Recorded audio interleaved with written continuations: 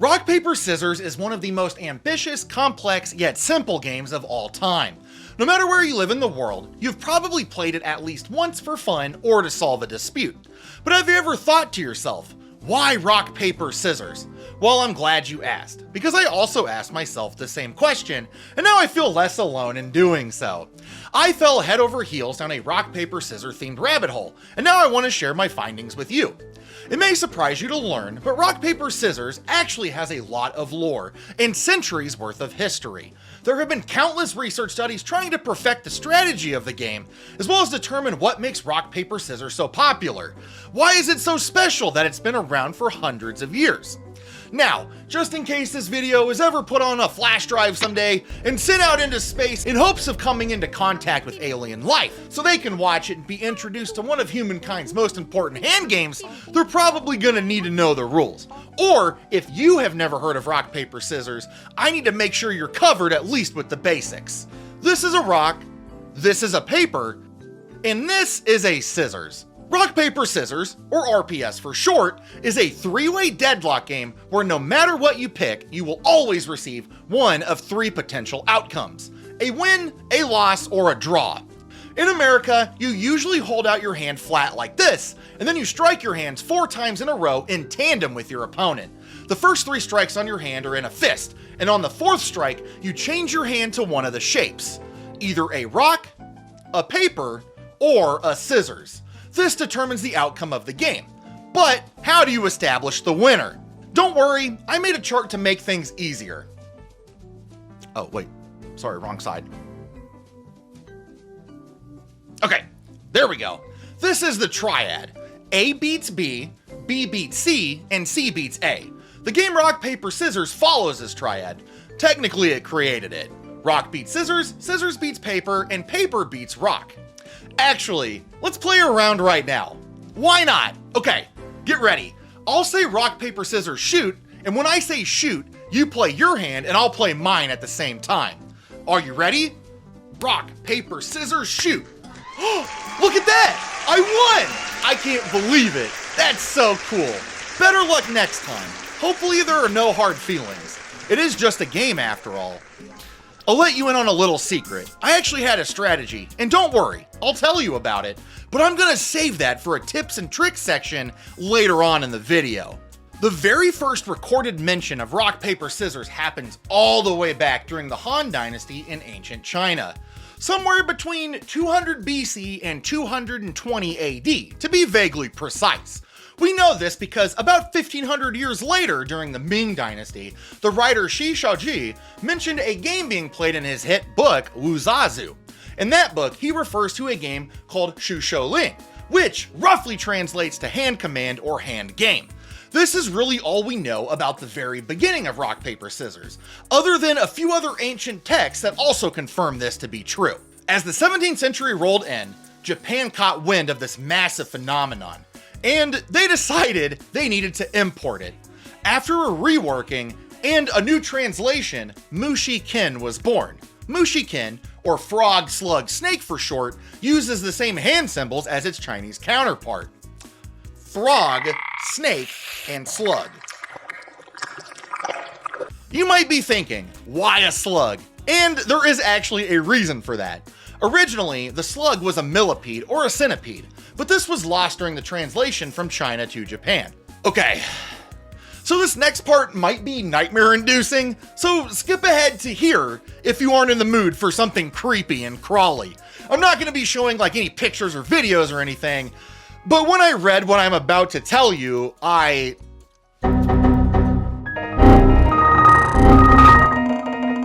Okay, so, and I don't know if someone saw this happen or what, but apparently, at the time, there was this idea in ancient China that a millipede could get inside of a living snake, and it would enter into the head from within, and like, you know, I don't like it, but that's why a millipede beats a snake.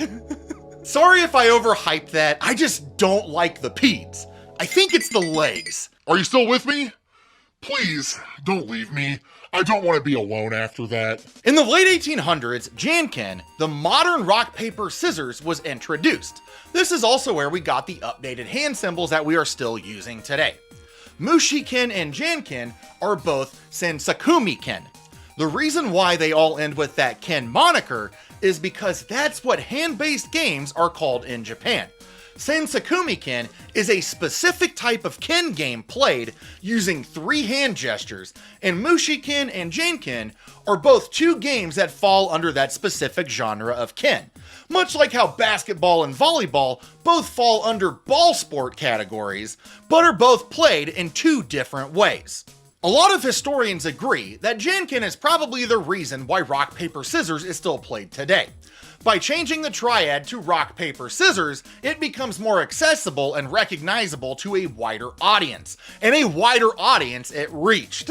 In the 1920s and 1930s, the world became more connected, and Japanese influence started to head west. First, parts of Europe were swept up in this RPS craze, then it made its way to America.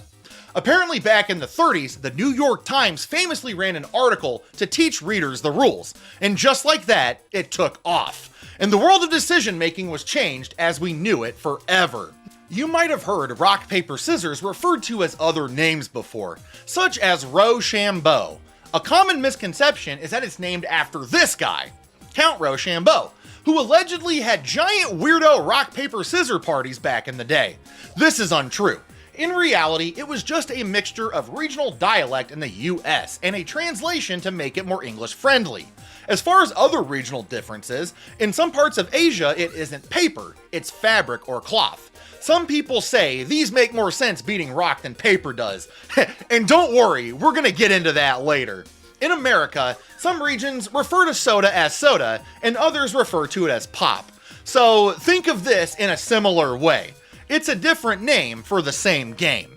In Japan's past, the most popular rock, paper, scissor variant is Kitsune-ken. In this version, you use 2 hands instead of 1 to take on the shape of either a kitsune, a village leader, or a hunter. The kitsune beats the village leader beats the hunter, and the hunter beats the kitsune. Although Kitsune-ken waned in popularity in the early 1900s, Janken has been popular practically up until the digital age in Japan. The last spinoff I want to talk about is one I just learned about. If you're a geek, don't worry. They make rock, paper, scissors for you now too, in the form of rock, paper, scissors Spock Lizard. This version introduces 2 new options, one of which is the Spock hand, and then another one is the lizard, which seems to be an unintentional callback to rock, paper, scissors reptile roots. Remember the snake? This variation makes each symbol strong against 2 opposing forces, and in turn, it's weak to 2 others. I imagine this makes for a much more strategic game, and it's probably better played in groups. Personally, I prefer the original. Well, the one that's original to me, which is rock, paper, scissors. It's simple, easy to understand, and classy. It is not without its controversies though, specifically one that has plagued the RPS society for years. Rock beats scissors, scissors beats paper, but paper beating a rock, fat chance. When I was writing this video, I knew this was something I would have to address. So I sat down in my ponder seat, and I let my mind wander while I pondered over yonder for longer than I expected. But I finally came up with what I think is the right answer. I think paper covering the rock is supposed to represent an invasive species, like a moss or a mold growing on a stone. This covers it up, and now it really isn't just a rock anymore. The official World Rock Paper Scissors Association website has a great article about this. Paper covering a rock still makes sense in an object that is greater than another. Although it might not be as physical as a rock breaking a scissor or scissors cutting a paper, have you ever walked into a messy room and tried to find something? Have you ever tried to find something on a messy desk? This is why paper beats the rock. Just because it does not do any damage to the rock, it still makes the rock invisible to the rest of the world, rendering it useless. For the most part, it seems like we parroted each other's ideas. According to the WRPSA, it isn't about paper being able to break a rock, but more about the obstruction. This makes sense to me, and it's gonna be my answer going forward if anyone else tries to bring up this discourse again. Actually, I spent way more time on this website than I'd like to admit. This is a fantastic spot for RPS resources, as well as many different articles, such as Rock Paper Scissor jokes, unlocking the power of Rock Paper Scissors, a strategic approach to acing your interview and securing your dream job. Is Rock Paper Scissors an evil game? Why Rock Paper Scissors is the best sport. Why couples who are dating should play Rock Paper Scissors. And what your move in Rock Paper Scissors says about you. Okay. Actually, let's check that one out. Do you remember earlier in the video when I beat you at Rock Paper Scissors? I went with paper, so I want to see what that says about me. A piece of paper is harmless, making paper a cool throw. The gesture itself explains a lot. Extending an open palm is a sign of friendship and peace. What does paper say about the thrower? Paper says that the thrower is trying to monitor the game at first, making him conserve his strength. Paper calls the thrower timid. This makes him productive in his throws. A player feels threatened by his opponent is more likely to throw paper. The throw shows that the thrower is trying to weigh his options, thus making him open-minded. It suggests that the thrower is weak in his thought and may want to preserve his scores by always targeting rock. Alright, well some of that was kinda harsh, but true. Earlier in the video, I mentioned that I had a strategy on why I chose paper, and they actually mentioned it here. So, I think it's time we talk tips and tricks. Alright, the section you've been waiting for. Here are some tips and tricks to make you a better RPS duelist. At Zhejiang University in Hangzhou, China, a study was conducted to try to determine the psychology behind Rock Paper Scissors. This study is a very interesting read, so I have a link to it in the description. We're only going to be focusing on certain aspects of it for this video. So, I chose paper because paper, being the middle child, is often the one most forgotten about.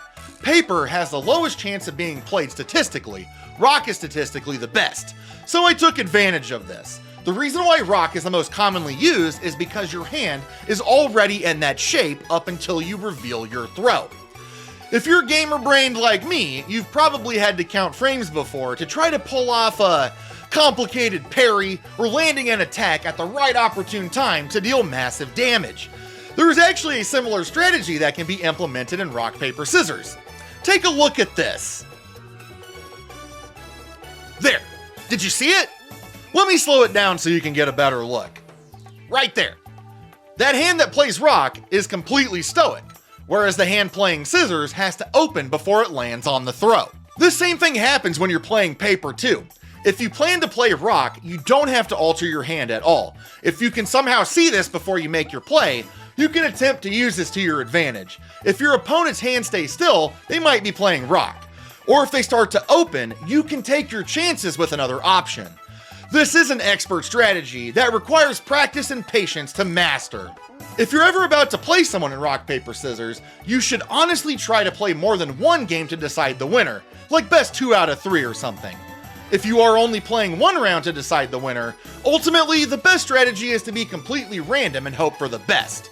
If you are playing more than one round though, you can learn a lot about your opponent's thought process based on what they picked in the previous round. For instance, if your opponent has played rock for the first 2 rounds, it might be worth playing rock on the 3rd round to attempt a draw.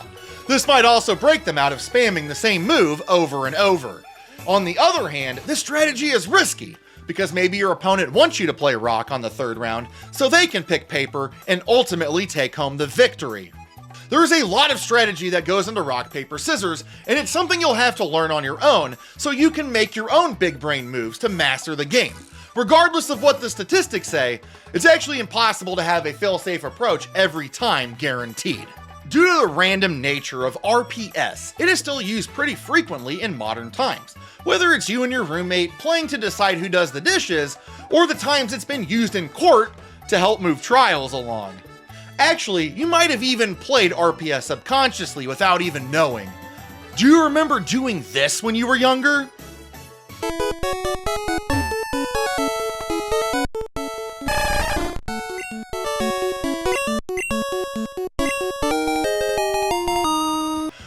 picked your first Pokemon, you were actually choosing rock, paper, or scissors. That chart I made earlier, here it is with Pokemon flavoring. Instead of rock, paper, scissors, you are picking grass, fire, or water. Now obviously there's a lot more strategy in Pokemon, but I think it's really fun that the first battle you do is practically a glorified version of rock, paper, scissors. I know the original creator for Pokemon has gone on record saying he takes a lot of inspiration from his childhood, growing up in a rural area in Japan. And I know that Janken was popular amongst Japanese children, so it wouldn't surprise me if this is why it's included as a core mechanic in Pokemon. Actually, if we include all the Pokemon created up to this point, there is a fire slug, a water frog, and a grass snake that form the RPS triad. You know, just like Mushikin. Maybe you're a bigger fan of the Chinese variant. Don't worry, Game Freak has you covered. You can swap out the fire slug with a fire centipede. What a weird coincidence. There is no way that that was intentional, right? At the beginning of this, I made a joke about sending this video into space to teach rock, paper, scissors to aliens as a way to preserve human culture on Earth. I wasn't really joking though. As silly as it might sound, I actually do think that rock, paper, scissors is an important part of human culture in general. In 1977, there was a project led by Carl Sagan, aka the King of the Cosmos. 2 golden discs were made to be sent out on Voyager probes, in case either probe somehow came in contact with another civilization out in the universe. They'd hopefully be able to rip the data from the discs so that way they could learn more about us. You can actually find a list of everything included on these discs on the NASA website. Included are scientific theories, art, and things that make humans, well, humans. As well as a bunch of different greetings from 55 different languages heard throughout the world. The one thing it didn't include though? Rock, paper, scissors. I know this might sound dumb, but I was actually disappointed when I saw that the hand game was not included on the discs. One thing I'm most proud of for being a human is when I look back to the past and I see structures, art, and languages that have all stood the test of time. And rock, paper, scissors is something that stood that same test of time. And I hope by making this video, you learn something about rock, paper, scissors. Or maybe the next time you need to make a decision, you'll consider playing RPS just to keep the tradition alive, so it can continue to be passed down for generations. Alright, let's play one more for the road. I'll say rock, paper, scissors, shoot, and when I say shoot, you play your hand and I'll play mine at the same time. Are you ready? Rock, paper, scissors, shoot! Hey, I won again! Thank you so much for watching. I hope you enjoyed watching this as much as I did making it. If you'd like, please subscribe and leave a comment below telling me your spiciest rock, paper, scissors take. Please check out these videos on screen for more stuff I've made. You might like those too. I'll see you in the next one.